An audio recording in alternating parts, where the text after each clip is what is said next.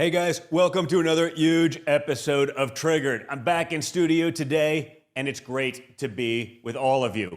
Coming up, we'll have a fan favorite, AJ Rice, on the program, so you're not going to want to miss that. Super funny guy, great knowledge with a twist, humor. You're going to love it. Always fun. We're going to do a quick news rundown and mock all of the left's latest insanity. And then we'll get right into the interview where we'll probably do a little bit more of the same. So make sure you guys are liking, sharing, subscribing. Just hit the button. It's so easy. Just hit it so you never miss one of these major episodes. Remember, if you missed the show here on Rumble, you can head over to Apple, to Spotify, join, subscribe over there, send that to your friends if they get their podcast that way. You guys can make such a huge difference on that. So like, share, subscribe, send it to your friends, whether it's here Rumble, whether it's those places.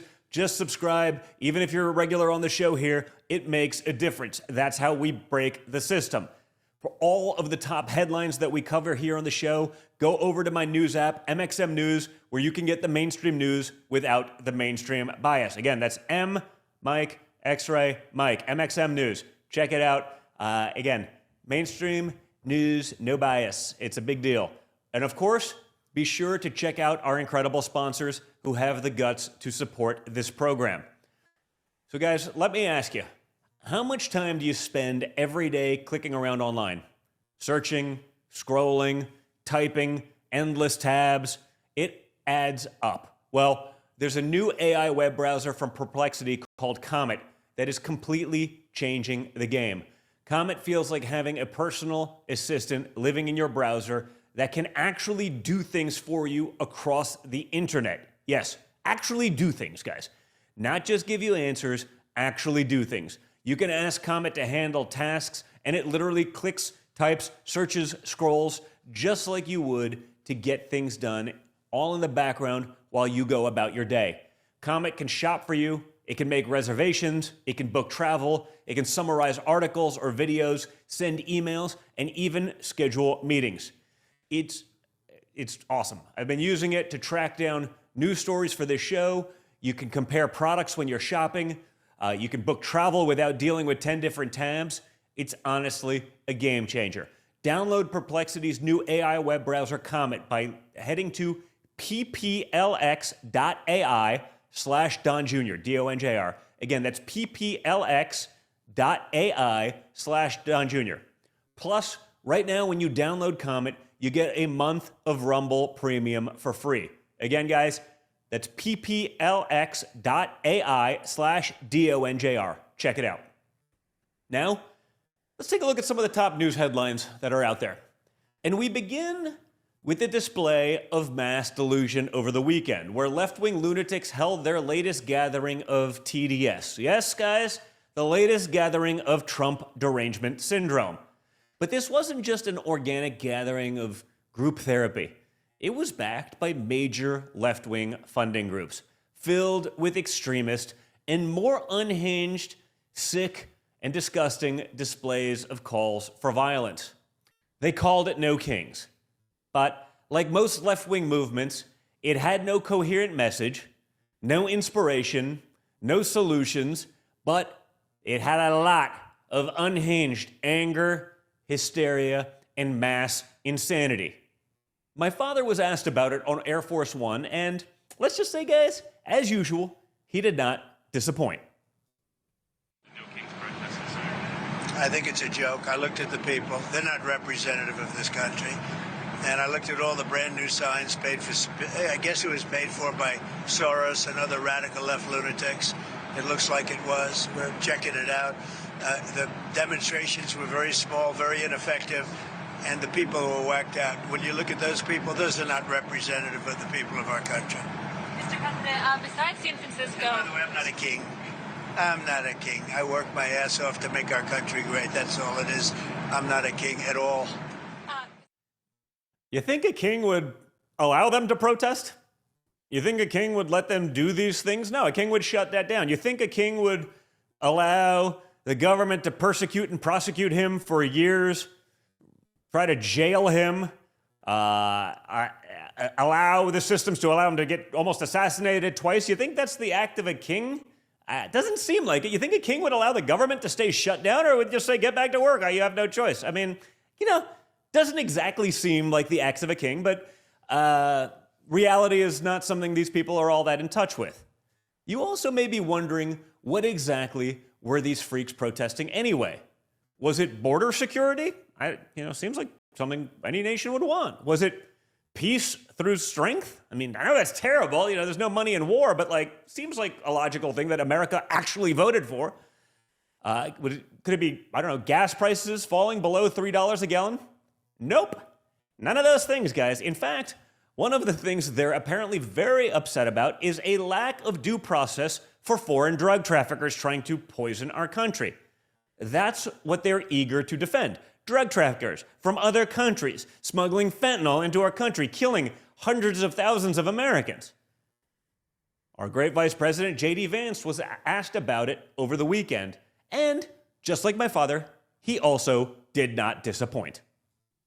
American people to recognize these are narco-terrorists who are trying to bring poison into our country and kill our citizens. What happens to them, I don't really care so long as they're not bringing poison into our country. And what else are they mad about? Well, they want to make sure illegal immigrants keep getting health care. I mean, you have the privilege of paying for your own health care and a bunch of illegals who will likely never pay into the system. In fact, it's why Democrats are still keeping the government shut down. Again, this is who they choose to go to bat for. Check this out. Health care. So we'll do whatever we can do to have great health care. But the Democrats want to destroy all health care because they want to give $1.5 trillion of this money, and they want additional money to go to people that came into our country illegally. Many of them are from prisons and mental institutions, and we're not going to destroy our health care for the Democrats.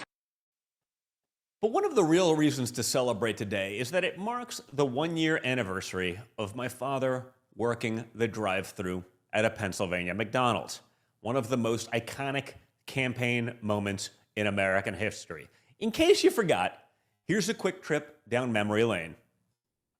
Everybody, Oh my God! Oh my God! Look at all the fake news over there. Hello, everybody. You can fake this, And right? you know this is compliments of Trump, okay? Yes, thank Okay. you. Mr. President, Yes. please don't let the United States become Brazil, my native Brazil. We'll keep it Please, good. Please, please. We're going to make it better than ever, okay? Thank you. Thank you. Thank you. It's a pleasure, Mr. Compliments President. of Trump. Yes. Have a good time. Thank you so much. Thank you over there. Have a good time. Thank Nice you. to You see you. too. Bye, Nice to darling. see you. Have a good time. Thank you. Guys, isn't that the American dream? I mean, think of the range. You can go from being a fry cook at McDonald's to the President of the United States. I mean, not very king-like, but pretty freaking amazing. That's sort of what this country's about. That's what the left hates, guys. Authenticity and actually connecting with real people. They hate anything they can't script or indoctrinate you into. It's why they turn to violence. They've run out of other things to do. Their usual tactics don't work anymore. People understand the media is lying to them. People don't necessarily want to listen to an opinion of a moron in Hollywood. It's all they had. Now that that's not working anymore, they have no choice, and they resort to violence. And by the way, over the weekend, the FBI announced that they found a sniper's nest right near the Palm Beach International Airport with a direct line of sight to Air Force One. That's where my father lands when he comes down here to go home occasionally on the weekends. It's believed to have been there for months. This is right next to an airport, right next to a major highway. There is zero reason that something like this should be there. The U.S. Secret Service has made multiple security modifications in response to this terrifying discovery, including expanding its perimeter around the airport. But think about this. After 2 assassination attempts, they haven't given up yet, folks, it seems. They want to go for it at all costs. This has got to stop. The violence has got to stop, because this looks like yet another setup for some sort of assassination attempt. And we'll cover all of this and much, much more in our interview just ahead with AJ Rice. But first, guys, one more sponsor. Guys, as we've talked about, The recent anti-ICE riots were just one example of the hatred and violence ICE agents are dealing with literally every day. As they work to enforce our nation's laws, they've been ambushed, received death threats, and been berated by the failing regime media. And on top of dealing with violence from cartels and pushback from liberals in sanctuary cities, these ICE agents deserve better. The Heritage Foundation has created a survey to gauge American support of ICE agents, and they need your participation. Go to heritage.org/Don Jr., heritage.org/DONJR to give your opinion on ICE's border enforcement efforts. Complete the survey today at heritage.org/DONJR to make your voice heard. Well, guys, joining me now, the author of the White Privilege album, founder of Publicist PR, AJ Rice, back with us as always. AJ, good to see you, man. How you doing? Doing good, brother. Great to be here. Good to see you. I wasn't sure whether you were going to be here, whether the auto pen was going to be a fill-in host for you today, because I know, the auto when there's not a Kings protest, between two kings, we had an auto pen. I saw you were walking along the White House portico recently, and you showed all the greats, right? You had Grant and Lincoln and Teddy Roosevelt and Truman, and there, in between your father, the auto pen, the great auto pen. And honestly, what I noticed? I put that up there. It went pretty viral. There was no fact checks. Like, the usual suspects that would have usually thrown me off social media for saying that the auto pen was, in fact, the 46th president. No one seemed to actually disagree with that one. They're like, okay, fact check true. That's true. That's true. And look, the auto pen will live. It will live in infamy. Between whether the auto pen was the one smuggling the cocaine into the building, we're still not sure. We haven't cracked that mystery. But it's an amazing thing. I wonder who that could have been. They tried blaming me for that one. They literally, my God. It was like 3 years into the Biden administration, and it must have been me. It seems like a stretch. I know I'm a pretty passionate and hyper guy, so maybe I'd give up that vibe. But I don't know, doesn't seem legit. But they tried even blaming that on me, which is well. Look, they're always trying to blame you for everything. It's an amazing thing that for 4 years you basically had a vegetable plugged into an extension cord, being in the country being run with an auto pen. No protests about that. Yeah. By the way, if a person is elected to run the country, and they're clearly not able to, and I know we've spoken about this in the past. I mean, I don't think, frankly, even the liberals aren't even arguing about it anymore. Jake Tapper, I can't believe we missed that. Right. I mean, you'd have to be an imbecile to miss it, which, I'm going to give them the benefit of the doubt. Maybe they are. But doesn't that feel more like a king, meaning there's some sort of power that rules everything? If the guy that's duly elected is incapacitated, not able to do it, and there's someone else actually in charge, pretending that the guy that's supposed to be in charge is actually, that to me is a far greater, monarchy type problem than anything Trump. I mean, if Trump was a king, he probably would have stayed in office. If Trump was a king, he certainly wouldn't have tried jailing himself. If Trump was a king, he probably wouldn't be getting shot at. They prefer a brain dead meat puppet like Biden, where they can just fill him up with whatever woke potpourri they can, put whatever they want in front of him, and he'll, the auto pen will sign it, or Jill will sign it, or Hunter will do a line off of it, or whatever it is. That's their preference, right? And and they, Tapper and the rest of them, I never saw any MPH off of his fastball. I mean, this guy was throwing underhand beach balls up there. And I don't even mean like competitive women's softball underhand. I mean that's right. That's basically right. T-ball. That's right. No, he was the slowest person in the over 85 league. And look, here's the thing. These are the same people that don't see the fact that their little protest this past weekend was funded by billionaires, lots of them. Yeah. And you were talking about kings, they see, that's the thing about them. They're, the Spike Lees and the Ben Stillers and the rest of the schmucks out there that were, pumping this Robert De Niro going on MSNBC whining. They are all being funded by their own kings. These billionaires whether it's Soros or the Arabella Group or the Tides Foundation. I've got an entire list. They're all the meat puppets now dancing to that, and they've all fallen for it. Yeah. Well, listen, again, this past weekend, I saw some pretty, I don't think they're having the effect that they think they're having, but it's fine. It's certainly, I appreciate the entertainment value. I posted a couple of things on Instagram. It was like, Trump like posting and like on Truth and stuff like that, mocking them, and they're like, we're protesting him, and he's mocking. They actually think they're serious people, but we saw it all weekend, right? It sounded exactly like the kind of mass hysteria you actually predicted in your other book, The Woking Dead. What's your takeaway? They're dressing up like clowns. They're acting like idiots. You have a guy that won the popular vote, won all 7 swing states, a guy that, won the Electoral College in a landslide, a guy that was prosecuted, persecuted, shot at. It doesn't seem like a king, and they're shocked that it's not that effective. What's going on? Or that he would mock them for being so ridiculous. Well, first of all, if he was a king, he's the worst king ever, because these people would all be in front of a firing squad if he was a real king. Yeah. If he was Henry VIII, right, or Peter the Great, or someone like that. He's literally the worst fascist ever. Yeah. That's right, worst king ever. And look, the government wouldn't be shut down if he was a king. But I will tell you who does sniff their own royal farts, and that is the 535 members of Congress, 100 in the Senate, 435 in the House. They all think that they're kings of their little fiefdoms, because there would be no government shutdown. All the little left-wing government employees would be getting paid right now if your father actually was a king.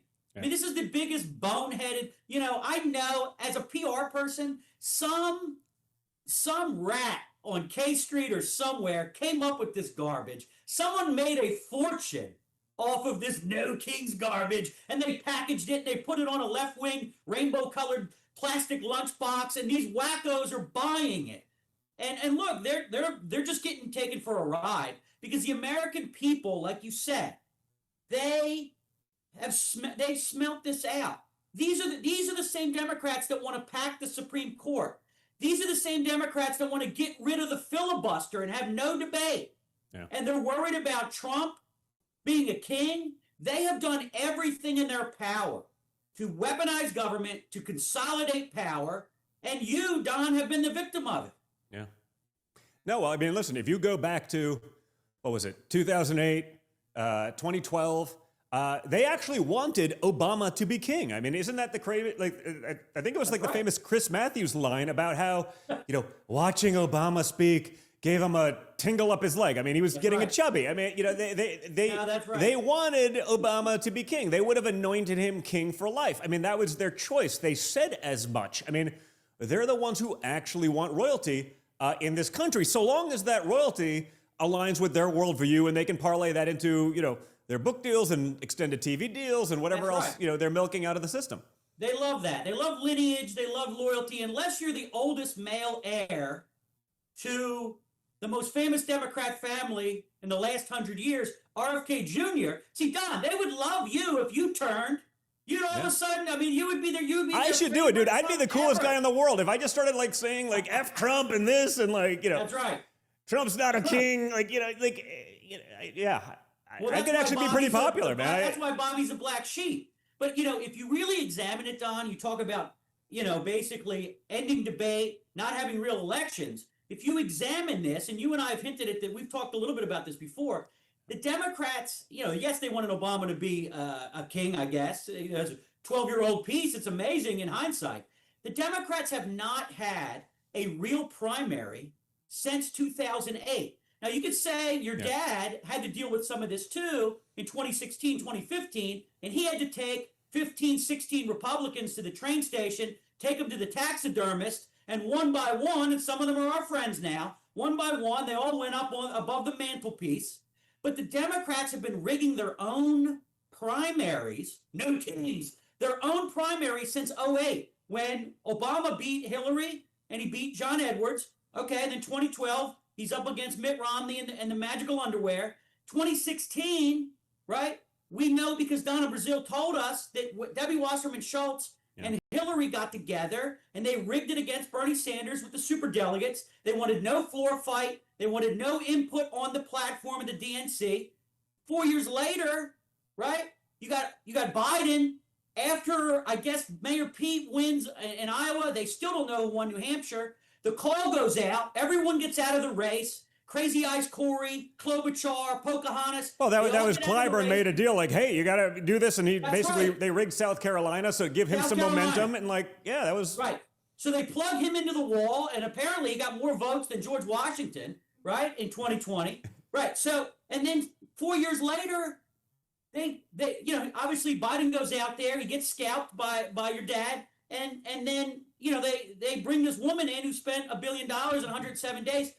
They've been rigging their own primary since 2008. So what are they going to do?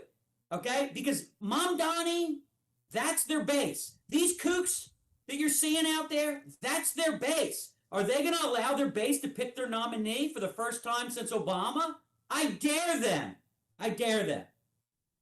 Yeah, no, you're right. I mean, if there's someone that's acting certainly like a monarchy, maybe not a king, but a king with some puppet masters, it's the Democrat Party. I mean, I'd ask you, if you could force the entire regime media or Democrats to read one chapter from either one of your books, which chapter would make them lose their minds the most? I mean, I think just the title of the White Privilege album is pretty solid. Like, I was trying to piss them off with Triggered, but this is that's pretty next level trolling. But what would you want them to learn from it?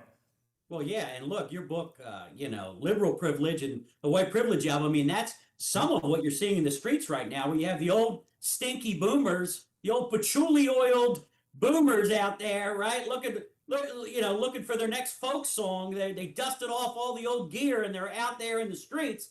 I've never seen a bigger group of goofy-looking white people in my life. They look like, like the remnants of like some Serbian basketball team from 30 years ago out there. Yeah, by the way, it is amazing to watch because you'd think it'd be like, traditionally the Democrat Party activists would have been young people and all this, but it's literally the Democrat activists from the late 60s. That's right. Are still being the leaders of the activist movement for the Democrat Party today. The problem is they're 80 years old and they don't have quite the same hip. Whereas if you look at any of the stats, like young people, especially men, they're coming over to our party. If you look at any of the ethnic minority groups, they're coming to our party. I mean, they're still left with the same people who were protesting 60 years ago. That's right. And we see some of that in the aftermath of Charlie's murder. We knew it was there. Yeah. And I'm a generation kind of ahead of Charlie. But the millennials, but I mean, the Gen Z and the millennials and the young Gen Xers, the old Goonies generation, as they call us. I mean, we are moving in that direction for various reasons. And the media tries to make it pretend like all of Gen Z are the 300-pound blue hairs. That's just not the case. Yeah. You look at any Turning Point USA, any CPAC, any Young America's Foundation gathering, you will see that that's not true. Yeah, no, I actually love seeing that when you compare and contrast sort of just even honestly, I don't want to, not necessarily physical appearance, but physical appearance in terms of just being in shape and not obese and not facial tattoos. It's actually remarkable the divide between young conservatives and young liberals you're probably destroying their lives and making themselves essentially unhireable. You show up in a job interview looking at any of these people. It's like, well, how are you going to do in a job if you look like a slob in every other aspect of your life? It's probably not going to be all that productive. It's not like hiring a bunch of people with neck tattoos and bull rings in their face. I mean, it's like, I don't care whether you're handling food or whether you're going to work at, on Wall Street. I mean, something about that just isn't going to shake out for you. Well, and then watching the videos online of them bitching about, I can't get a masculine guy to date me. I'm like, yeah, I wonder why. This is not rocket science, AJ. This is pretty simple stuff, it seems like. And yet to them, they're dumbfounded that no one wants to talk to someone who's basically incapable of thinking beyond the propaganda that they've been fed for 10 years. They're shocked that no one would want to put up with that. No one would want to listen to their nonsense while, them talking about privilege while likely being incredibly privileged themselves and not even recognize it. But, it's wild. That's right. And, I got to get you to put a phone call into Tom Homan to start deporting all the liberal white women, right? I mean, it's just because that seems to be the problem with some of this, is that you've got women, different types of waves of feminism, first wave, second wave, mainly second and third wave feminism, that have spent 40 years now telling men either that they're predators on one hand or they're unneeded on the other. Yeah. And, some of the millennial men, some of the Gen Z men have rejected that. They've rejected it. Yeah. And I think it's a good thing because, look, nature will always find a way, and society always sort of brings back shame and brings back judgment at the exact same time that you need it to come back. Yeah. Sometimes it comes in the form of media, basically irreplaceable media people like Charlie Kirk and Andrew Breitbart and Rush Limbaugh, three people that I can tell you in my lifetime been in the trenches now across 3 decades. Those three people are people that you'll never see again. You'll never see again. No, unique generational talents. I agree. That's right. And I'm talking about people unelected. Now, your father, you're never going to see that again. Every once in a while, America sends white blood cells up to fight an infection. And I always talk about President Trump that way, that we were getting to a point with the Me Too movement and wokeism and political correctness and cancel culture and just nonsense. And obviously with immigration on one hand and trade in China on the other, that America has this uncanny ability over 250 years to deliver not always the hero you want, but the hero you deserve. And that's what your father is, whether they like it or not.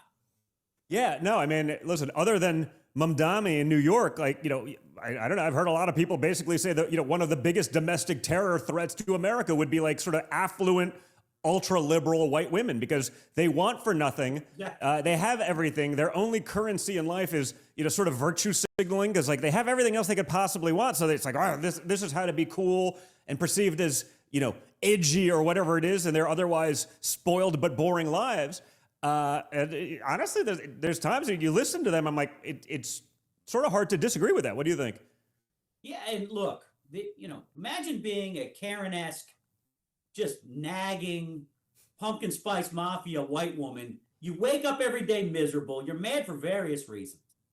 It might be your reflection, but it's probably because, you think society should bend to you and that you're weaponizing your own privilege, liberal and in this case white, to go out into the world, and you think your job is to act as the freaking hall monitor for everyone else going about their business every day.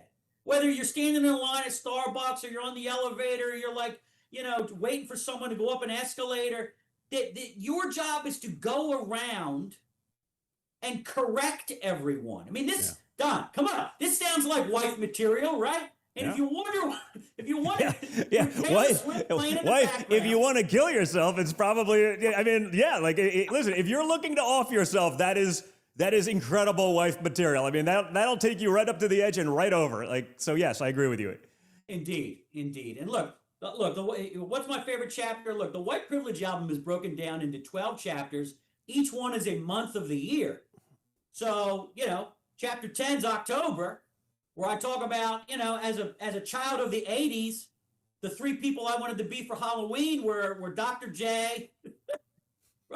You can't do that one now, AJ. Just so we're clear, if you do that now, you'd be canceled. Now, I think Robert Downey Jr. won. I think he got put up for an Academy Award for Tropic Thunder role. But I wouldn't do that one now. It's I like to fight. But we don't need to open up these floodgates for ourselves. That's right. I don't want to dress up like no Jimmy Kimmel. unforced errors, AJ. No unforced errors. Okay? I don't want to dress up like Jimmy Kimmel. But that's the thing. It was like Darth Vader, Dr. J, Charles Barkley. I'm a Sixers fan. I'm a Philly guy.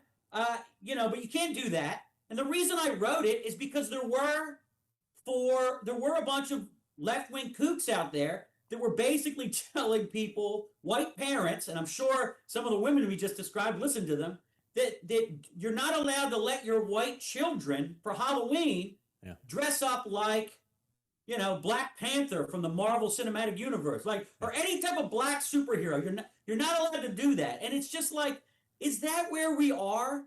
Well, no, it is. But you brought up an interesting point I want to expand on a little bit. Okay, you brought up Jimmy Kimmel, who also did the blackface thing. Now, AJ, could you dress up as Jimmy Kimmel in blackface? That's right. I'm Jimmy Kimmel. No, but that's a fair question because, you're That's just right. impersonating a white guy. You're not actually in blackface. You're impersonating a guy doing it. So, That's right. does that absolve you? Are you beyond reproach if you do that for Halloween? Because this is a theory I'm willing to test, and I don't like right. I love I don't like unforced errors, but I feel like this is somewhere where we actually have to play. Once you test it, by the way, no different than talking about how insane DEI, ESG, all of these things were. Trans women in sports, 5 years ago, you get canceled for being like, this is insane. Of course it's insane. It was always insane. Twitter 1.0, when I started talking about this way before it became trendy, we're like, oh, Don Jr., I hate him so much, but he's right. That's right. I loathe Don Jr., but he's not wrong on this one. It's insane, and yet you still got canceled for it. So, maybe we got to figure out, where's that boundary, and once we figure that out, then we can talk about how ridiculous the rest of it is. That's right. So what it would be is blackface adjacent, okay? Because I would basically say, I'm not dressed up like Karl Malone, power forward from the Utah Jazz. I am dressed up like Jimmy Kimmel, dressed up like Karl Malone. Yeah, Oh, I feel AJ, like that gives you the separation you need. Why don't you just be John Stockton? I don't want to be John Stockton. I want to be Karl Malone. So I'll just do Jimmy Kimmel as Karl Malone. I think you're, listen, in my book, you're fine. I'm not sure the lunatics will agree, but it seems totally legit. I mean, you could identify as not being in blackface. I mean, it seems. That's right. I'm just blackface adjacent. Their rules, not mine. I'm just playing by their rules, and so we got to figure out what the actual rules are. It's hard to follow their thinking. I mean, I do a whole thing in the book about white adjacent and how Asian people aren't really people of color because they, learn how to speak English and they get good grades and they get into Harvard or they get into Duke or they get into wherever. No, they can't. By the way, they can't get into Harvard or Duke anymore because they're too good. If you look at the statistics, you have to be even better. The reality is now, if someone goes to Harvard Medical School, and they're Asian, I'm like, that's the guy, because that motherfucker earned it. That guy really deserves to be there. Other people maybe not so much, but. Right, and the Supreme Court had to get involved because, the left-wingers that concocted this voodoo magic of affirmative action, that, it was for all minority groups. And next thing you know, one minority group shows up and starts dominating. So wait a minute, you're the wrong type of minority group. We didn't want you in here. That's not what we were talking about, AJ. We gotta, you can't do that. Exactly. It's like if you and I demanded to be on the USA basketball team, they wouldn't allow it, right? You would never allow it. So no, it only goes one way. Yeah. Well, so what do you make of the fact that now, sort of, the resistance heroes out there are Comey, John Bolton? I mean, someone, minor details, but I believe someone they considered a war criminal for the last 20 years. Little things like that. But Democrats don't seem to be too concerned about due process. When it's liberals, but they are very concerned about due process for terrorist drug traffickers. Why is that? I mean, you think, hey, the same agencies that function and do everything all over the place, they say, hey, these guys are smuggling drugs. You have a Go Fast boat from Venezuela. And just so we're clear, that's not like a Go Fast boat in Miami where everyone has one. In Venezuela, if you have 4 450s on the back of your boat, you're probably not a fisherman. If you are a fisherman, maybe they are, but I'm sure someone held you at gunpoint so they could say, oh, you killed a fisherman and he's helping the drug smugglers do this, maybe under duress, but when they blow up a submarine coming from Venezuela, what do you think that's for? It's fentanyl into America that kills 100,000 Americans a year in our country. That's 2 Vietnams. And it's no, we got to make sure that, maybe we let them come here. They can sell off some of their goods. And once they experience some wealth, maybe they'll adapt and become like Americans or at least Democrat donors. I mean, it's a bit nuts. The due process thing does not seem very fair. They didn't want Trump to have due process. They certainly didn't want me to have due process when they went after us across the board. And yet drug traffickers, they're owed, by the way, drug traffickers from foreign nations, which also changes due process a little bit, but minor details. Right. Why is that? Well, and just to go back to your Comey point, it's funny when he got the knock, he got the Peter Navarro knock. I didn't see Hillary Clinton out there in front of the cameras cheering this on, because I do recall she doesn't really think Trump beat her in 2016. She thinks Comey was the reason that she lost the election. So I was looking for her to be out there in her little cheerleader's outfit, saying, "Oh, you got him," but she was nowhere to be found. Nowhere to be found. And it's funny. I don't see a lot of Democrats saying much, but I will say some of these wackos out there at the No Kings protest, they were wearing and holding signs like Comey's seashell exhibit, right? The 8647. They were wearing T-shirts and they had Soros-made signs that said that. I find that interesting. There was a disgusting display out there, without a doubt. No, I mean, the one that was particularly disgusting to me, which healed faster, Trump's ear or Eric Kirk's heart? Terrible. These are sick. Again, you can disagree with someone politically, but to celebrate that, again, and by the way, to celebrate it, not like they didn't know better, but after it became a pretty solid, and justifiable outrage cycle, people doing these things, they're just doubling down. They don't give a crap. No different than, the attorney general candidate in, Virginia, who literally said, well, we should murder my opponent and his fascist children because he's a conservative. They're not pretending these things anymore. When someone tells you who they are over and over again, perhaps it's time we start believing them. You should believe them. And, and I'm in Virginia, and Jay Jones, basically was talking about killing his political opponents and watching the wife dying while they're holding their children. You should believe them, and you should understand, and the point that we made earlier, and that is that this is no longer the Democrat Party of the Mike Bloombergs and the Ed Rendells and the Evan Bayes and people like Joe Lieberman. This is the party of the Mamdanis. This is the party of the people that mocked Charlie Kirk's assassination. They were out all over the place. These are the people that cheer for this, healthcare executive being killed in the streets, the burning of Tesla dealers, bringing back Tren de Aragua. This is their party. The faces of it, Jasmine Crockett, AOC, we should believe them. Yeah. And the Democrats are going to, they're going to have to make a decision. Are they going to steal another election from these people to keep them at bay, rig another primary like they've done, like we talked about, since, 2016? Or are they going to allow them to vote and come out? Now, the question is, how many of them are there really? Now, a lot of the media was lying about how many of these protesters were out there. They apparently got only 1/10 of what they thought was going to show up. But if you read some of the wacky media and Matt Drudge and the rest of them, they should be ashamed of themselves. It was like, this was like the Million Man March in every city in America. No, it wasn't. It was the stinky hippie, washed up loser marches. That's what this was. Yeah, well, by the way, with instruction manuals. That's right. We've seen those, and they're much better about concealing these things. But with instruction manuals, this is what you should say. Here are the arguments you should make. This is all very clearly orchestrated and organized. That's right. But what's crazy is the Arabella Network spends $79 million. Soros, $72 million. The Ford Foundation, $51 million. This is all they got for this money that they spent? Your dad could get, look at the Wildwood, New Jersey event. Yeah. Okay? They're all on the beach. You could see them from space, that event. The Tides Foundation, $45 million. They're spending this kind of money on these losers, and this is all they can get to show up, which tells me, Don, that this whole thing, just like the Kamala campaign, how to spend $1 billion in 100 days and lose it. This thing is just a giant laundering operation. Where is this money going? Well, because the irony of it, it's crazy.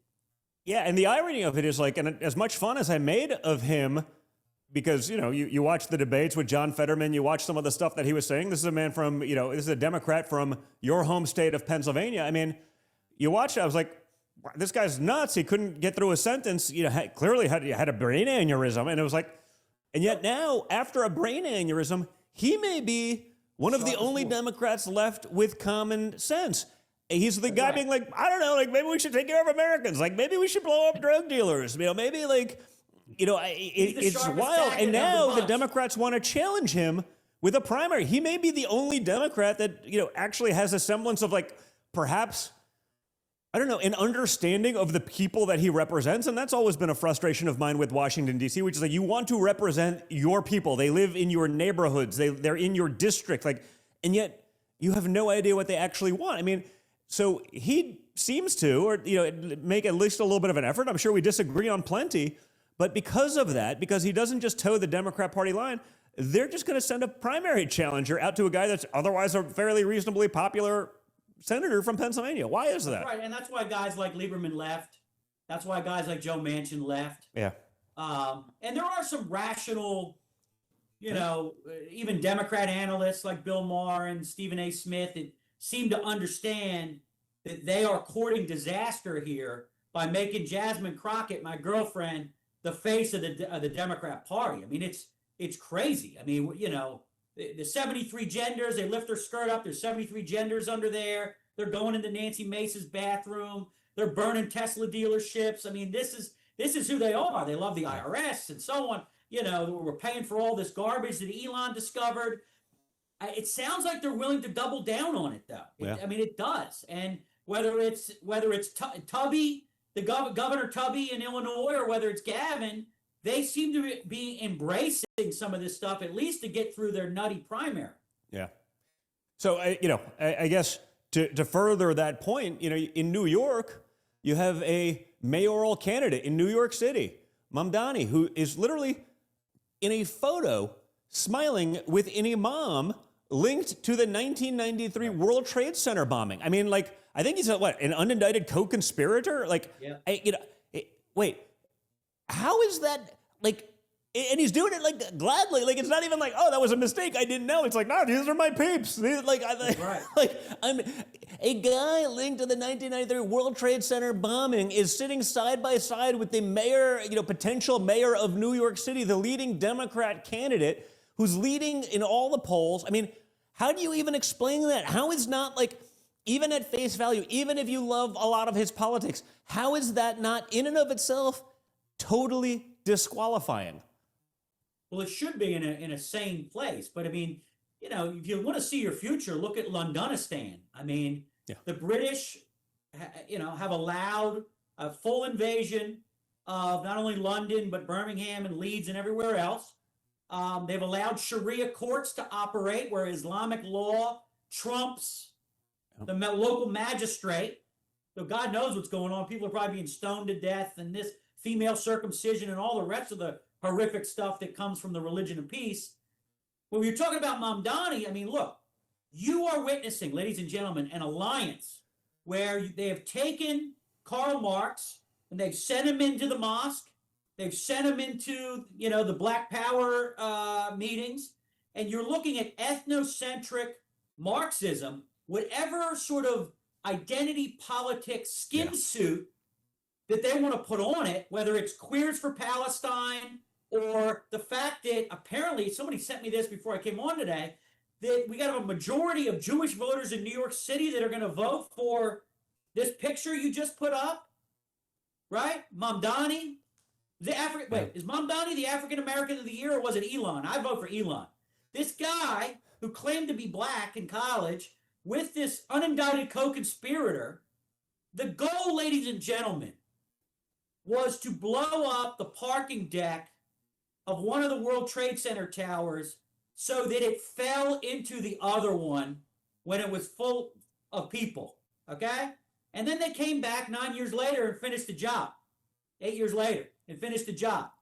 And the uncle, Khalid Sheikh Mohammed, of the 9/11, the main mastermind of the 9/11 attack, September 11, 2001, his nephew, Ramzi Youssef, who was the basically bomb maker for the 93 attack, was this guy's partner. And this is your mayor? You need a brain scan if you're going to vote for this. Yeah, so what do you also make, AJ, because this one's sort of one of the great ironies. I've spoken about it on the show before, but not with you, so I think I'd like your sort of interesting thought on this one, but the fact that like those same, sort of, radical, Islamic right also seem to be, the super pro-Palestinian, whatever it may be, but like the radical side of it, they also seem to be teamed up with the LGBTQIA plus community. I'm like, I don't know, guys. I have a feeling in any other, the world, in any other universe, in any parallel universe, like those guys would generally be, arch nemesis, and yet they're hand in hand right now. I've offered many of them a one-way ticket to, at the time during Gaza when it was really bad, and no one seems to take me up on it. And yet that those radical political factions that are literally as far opposite of each other as you could imagine seem to be teaming up together.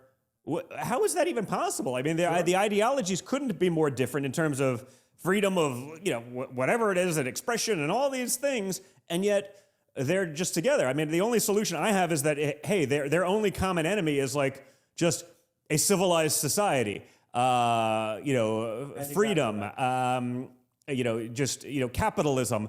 And so, I guess they'll be, buddies until one of them wins, in which case, or capitalism is destroyed in exchange of Marxism, and then the powers that be, I imagine it doesn't probably work out too well for the LBG, whatever the rest of the acronym is, probably works out pretty badly for them in the end, but they make interesting and rather strange bedfellows these days. That's right. They're going to be getting tossed off of Gracie Mansion as soon as he wins. No, here's what happens. Totalitarians of a feather will flock together. So they do share a common enemy. It's not just Israel and the United States. It's the nuclear family, it's the middle class, and it's Western civilization in general. Marx was always someone that, wrote about the destruction of Western civilization, the capitalist system, but also the culture, the faith, whether it's Judeo-Christianity or whatever it is, that holds the West together. Mm-hmm. And obviously, Saul Alinsky in the 20th century came along, and, he dedicated his book to Lucifer, the first great rebel, which is insane. Go look it up. So these are the secular sort of godfathers of cultural Marxism, of some of this street violence that you see from Antifa and Occupy Wall Street and Black Lives Matter and so on. And they are perfectly okay for now, for the same reason that other totalitarians, look, Nazi Germany was willing to do a deal with a non-white country called Japan. And had they won, I'm sure they would have turned on each other eventually. Yeah. You always want to be the last radical in the room, right? Yeah. You look at the French Revolution, Robespierre, who chopped off the heads of everyone, eventually got his own head stuck in the guillotine. So if you want to be Queers for Palestine and you want to be, La Raza and some of these other groups, eventually the revolution comes for you too, because you'll never be able to pass the purity test of their totalitarianism, ever. So I thought a funny story that you probably have an interesting take on, AJ, is that there was a recent e-game tournament for women in San Diego who was actually won by a man who is trans. I guess traditional sports were not enough, so men are now also taking over women's esports. Thoughts? No, it's crazy. I knew we were all doomed when I saw when it was no longer like single athlete stuff like swimming and tennis and weightlifting. And next thing you know, the trans mafia had worked its way into everything from fencing to, and this was a crazy one, to darts. Basically a dart throwing competition in the pubs of the UK, right? So yeah, in a game like darts, I figured you could just actually have men and women competing together, because I don't feel like there's much of a physical advantage. You just got to aim, but yeah. Right, but that's what I thought. But I guess in the pubs of England now, you're not drinking Bass and Guinness and having a harp or Boddingtons or whatever you want to drink. In the pub, you have trans dart competitions. Then you step outside the pub to get a little fresh air, and there's a mosque across the street, right? And everyone's in burqas. So, look, the UK might be at the precipice of its death knell. Yeah, by the way, you know who I'm thinks looking that at more this than story- anyone is when I talk to my friends from the Middle East who are like, successful business guys, and a lot of them traditionally had places in London. Like, I'm like, hey man, like I saw a few of them when I was over in Scotland a couple months ago, and I'm like, some guys, hey, like, how come you're not wearing a watch? You always wear a watch. It's like he's like, no, you can't wear a watch. I'm like, wait, you can't wear a watch? Like, not even you can wear. He's like, no, you can't even talk on your phone. Like, these are Muslims, from the Middle East who also, have, residences in London. They're like, no, you can't even talk on your phone. The only way you can communicate is put in one earbud, because there'll be a guy on a scooter that'll knock you out for your iPhone or cut your hand off for your watch. It's wild. Like, the civilized world is almost inverted. Right. And meanwhile, in Washington, D.C., and I saw a bunch today from Memphis, I see all these videos of the brothers. They're coming out of their house and they're putting videos up, or they're talking into their phone going, this is the first time I got to go to get my mail. This is the first time I got to go down the street and go to the store. Without being worried about getting killed. Yeah. Right. Because of what Trump is doing to try to make American cities safe. It's safer in Memphis, which has the highest crime rate, murder rate per capita right now than it is in, basically Piccadilly Circus in London. I mean, that is crazy. That's crazy, but that's where we're at. And if Europe wants to allow this invasion to continue, not all of Europe's doing this. Italy's doing something different. But that is our future in the Mamdani vision of the United States of America. Yeah. Well, AJ, thank you very much. I really appreciate it. Love your takes as always. Guys, check out the White Privilege album. Check out The Woking Dead. Real stuff. Also, great twist and humor in there. AJ Rice, thanks a lot. Great having you on as always, and we'll talk to you soon. Thanks, brother. Say Yeah, hi do to well. the auto pen for me. I'll do that, buddy. I'll do that. Thank you. Guys, thanks so much for tuning in. Always fun to actually speak truth and facts with quite a bit of humor, so hopefully you like that one. Remember to like, to share, to subscribe. That's how we get it out there. You guys help make that possible. It's so easy. Just hit the like button. If you're leaving, hit the like button, leave. Send it to a couple of your friends. Okay, watch us on Apple, on Spotify podcasts. Subscribe there as well. Even if you're a regular here, subscribe there. If you have friends that watch and listen to those other podcasts over there, send it to them from them. It doesn't take any time. It's very easy, but you guys help get this out. So like, share, subscribe. Get it done. Check out our amazing sponsors down below and in the video description. That matters too. They have the guts to support this kind of programming. Download the Rumble app so you can watch us on your big screen TV at home. You can watch it on any smart TV. That's a big deal. Time to start educating you with your kids. I apologize. I know I probably cursed once in there today, but it's the real world. We got to deal with some of these things. I do apologize for that, but some of these things are so insane. I have no other choice. Thanks a lot, guys. I really appreciate it, and I'll talk to you again on Thursday.